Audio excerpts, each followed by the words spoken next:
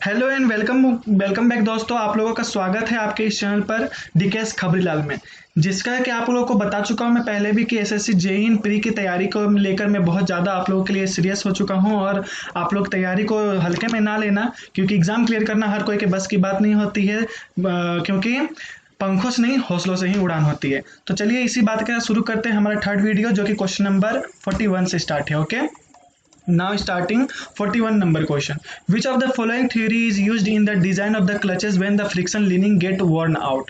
तो uniform wear theory. Okay, यहाँ पर देखिए, यहाँ पर क्लच की बात हो रही है, क्लचेस, डिजाइन ऑफ क्लचेस। ध्यान दें आप लोगों को, डिजाइन ऑफ क्लचेस की बात हो रही है, तो यूनिफॉर्म वेयर थ्योरी पे ही डिजाइन किया जाता है क्लचेस का। ओके, तो जितना बड़ा क्लच होगा उतनी ही ज्यादा उसकी फ्रिक्शनल लीनिंग होगी। ठीक है, फ्रिक्शन वो उतना ज्यादा वो आपके लिए कार्य करेगा, वर्क करेगा। Question number 42, the equation of the calculation of the torque transmitting capacity. देख लीजिए, torque transmitting capacity in the conical clutch as per uniform wear theory क्या होता है? तो mt is equal to UP D plus D. Okay, तो यहाँ पर है आपका mt is equal to U dot. यहाँ देखिए दो फॉर्मूला बताए गए हैं, ये दोनों ही केस में हो सकते हैं फॉर्मूले। ठीक है, तो आप दोनों ही केस को याद कर ले, क्योंकि एक्सेप्शन केस है, या तो ये दोनों में से कोई एक दिया रहेगा। The length of the arc of contact, the length of the arc of contact is varies directly to the length of the path of the contact. ठीक है, ये आप हमेशा याद रखें। Question 44, the profiles of the gears having module of 12 mm and length of the arc of contact is 60 mm. What is the contact ratio? तो contact ratio मैंने आपको बता चुका, length of the arc of contact by pitch circle। ठीक है, तो उसके हिसाब से जब आप कैलकुलेट करोगे तो इसका आएगा 1.6। ठीक है, आंसर।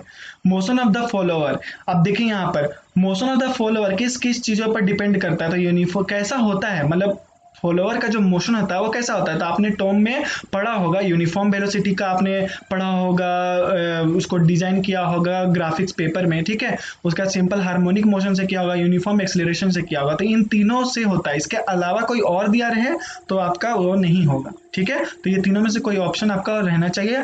यहाँ फिर ऐसे भी हो सकता है A B C and D में लिखा हो रहा है ऑल ऑफ द अबव, तो ऑल ऑफ द अबव हो जाएगा। ठीक है, तो आगे चलते हैं 46 में। When a body is said to be dynamic equilibrium, जब बॉडी को डायनेमिक इक्विलिब्रियम कहा जाता है तब उसका मतलब क्या होता है? तो when the body is uniform motion along the circular path, कोई भी जो बॉडी है वो यूनिफॉर्म मोशन होगी पूरे सर्कुलर पाथ में। ठीक है, पूरे सर्कुलर पाथ में।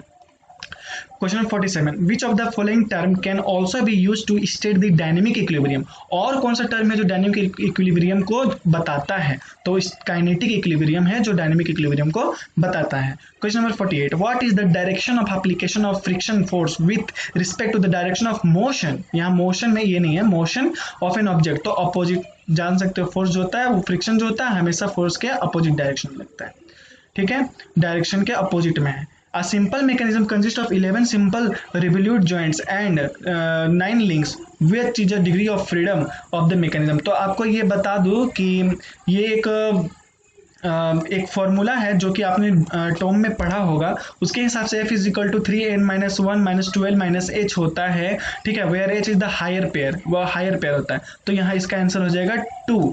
तो जहां पर एक ऐसा मैकेनिज्म जहां पर 11 सिंपल रेवोल्यूट जॉइंट हो, 9 लिंक हो, तो डिग्री ऑफ फ्रीडम क्या होगा? तो आप यहाँ पुट कर दे, n इज इक्वल टू हो जाएगा आपका 9 एंड l इज 11। आप पुट करके इसको देख लो, आपका आंसर आ जाएगा। तो F इज इक्वल टू 2, तो F is denoted as degree of freedom of the mechanism.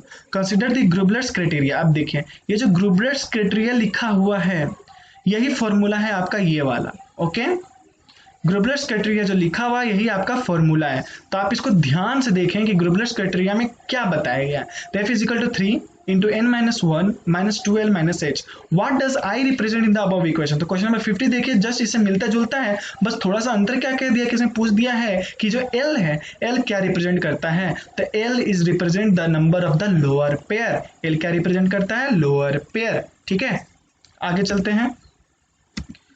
तो आप लोगों के लिए मैंने यह जो क्वेश्चन बताया है, लगभग 50 क्वेश्चन मैंने आपको बताया। इसके आगे के क्वेश्चन अभी मेरे पास अभी मैंने नहीं बनाया, प्रिपेयर किया है, तो इसके लिए वीडियो 2 आपके लिए लेकर आऊंगा। और होप आपको ये वीडियो पसंद आया हो, और आप ज़्यादा से ज़्यादा शेयर, लाइक और सब्सक्राइब करते रहे फ्रेंड्स। अपने ग्रुप में भी इस वीडियो को फैला दें ताकि ज़्यादा से ज़्यादा स्टूडेंट्स इस वीडियो को देखें और अपना और साथ ही साथ अपने फ्रेंड्स का भी तैयारी को बूस्ट दें। ठीक है, तो आपको अगर पता है कि इसका आंसर क्या होगा तो आप सिंपल सा आप कमेंट में आंसर कर दीजिए कि इसका आंसर होगा क्या। ठीक है। और साथ ही साथ आप लोगों की तैयारी भी बनती रहेगी और आप अपने उसको नाप भी पाओगे कि आपने कितनी तैयारी कर रखी है और एग्जाम के लिए आप एलिजिबल हो या नहीं हो खुद में पता चल जाएगा। तब तक say bye bye, take care and God bless you all.